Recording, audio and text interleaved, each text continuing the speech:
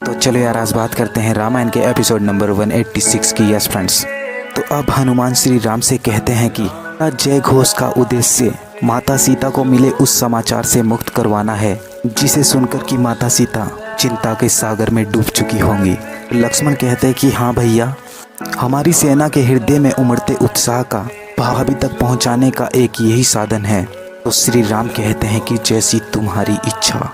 तो जैसे ही जय सिया राम का जयकारा गूंजता है तो माता सीता तक ये आवाज़ पहुंच जाती है। तो त्रिजटा माता सीता से कहती है कि सुनो पुत्री, बत्ती टल चुकी है, जिसे सुनकर कि माता सीता बहुत प्रसन्न हो जाती है। जैसे ही जय सिया राम का नारा रावण सुनता है तो वो बहुत चिंतित हो जाता है। रावण अपने पुत्र इंद्रजीत से कहता है कि क्या मृत्यु पर ऐसा नाद गूंजता है, तुम उनका कुछ नहीं बिगाड़ सके। इंद्रजीत गुप्तचर वहां आकर कहता है कि महाराज लक्ष्मण और श्री राम नागपाश से मुक्त हो।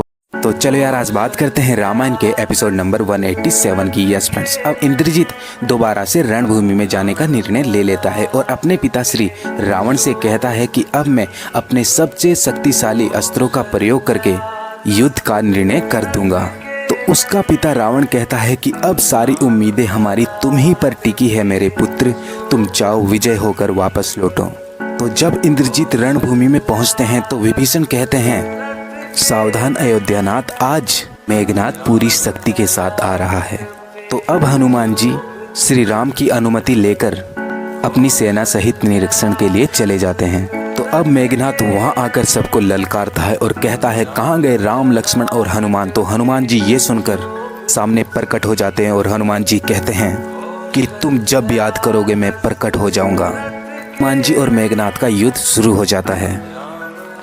तो आगे क्या होता है ये जानने के लिए मेरा नेक्स्ट एपिसोड। तो चलो यार आज बात करते हैं रामायण के एपिसोड नंबर 188 की। यस फ्रेंड्स, अब हनुमान जी और मेघनाथ का युद्ध काफी देर तक चलने के बाद भी जब मेघनाथ का कुछ भी नहीं हो पा रहा था तो हनुमान जी अपनी गदा उनकी तरफ फेंकते हैं, लेकिन मेघनाथ अपने बाण से उस गदा को भी रोक लेते हैं। तो मेघनाथ अपने शक्तिशाली अस्त्रों से श्री राम की सेना को बहुत ज्यादा क्षति पहुंचा रहे थे और हनुमान जी भी उन अस्त्र को रोकने के लिए बहुत कोशिश कर रहे थे, लेकिन वो रुकना बड़ा मुश्किल था। तो अब मेघनाथ कहता है कि लक्ष्मण को कहो कि कायरों की तरह कहाँ छिपा है, मैं उसको युद्ध के लिए ललकारता हूँ, जाओ उसको बुला कर लाओ। तो अंगद जी वहां से श्री राम के पास जाते हैं और कहते हैं कि मेघनाथ लक्ष्मण जी को बार बार युद्ध के लिए ललकार रहा है और कह रहा है कि तुम कायरों की तरह कहाँ छिपे हो, अगर दम है शक्ति है तो हमसे मुकाबला करो। लक्ष्मण जी क्रोधित होकर कहते हैं इसमें मेघनाथ का विनाश। तो चलो यार आज बात करते हैं रामायण के एपिसोड नंबर 189 की। यस फ्रेंड्स, अब विभीषण जी श्री राम से कहते हैं कि कुछ योद्धाओं को लक्ष्मण जी के साथ आप भेज दीजिए क्योंकि मेघनाथ बहुत ही शक्तिशाली है। तो अब लक्ष्मण जी श्री राम का आशीर्वाद लेकर वहां से युद्ध के लिए चले जाते हैं। तो जैसे ही मेघनाथ लक्ष्मण जी को देखते हैं तो मेघनाथ कहता है आज तुमको कोई नहीं बचा सकता लक्ष्मण, आज मैं अपने भाई का बदला तुमसे अवश्य लूंगा। और अब लक्ष्मण जी और मेघनाथ के बीच बहुत ही जोरदार युद्ध शुरू हो जाता है, लेकिन उस युद्ध में मेघनाथ अदृश्य होकर लक्ष्मण जी पर और उनकी सेना पर प्रहार कर रहे थे, जिससे कि श्री राम की सेना को बहुत ज्यादा क्षति पहुंच रही थी।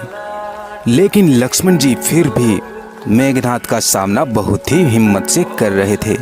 कुछ देर बाद लक्ष्मण जी वहां से श्री राम जी के पास चले जाते हैं और कहते हैं भैया वो कपटी युद्ध पर उतर आया है।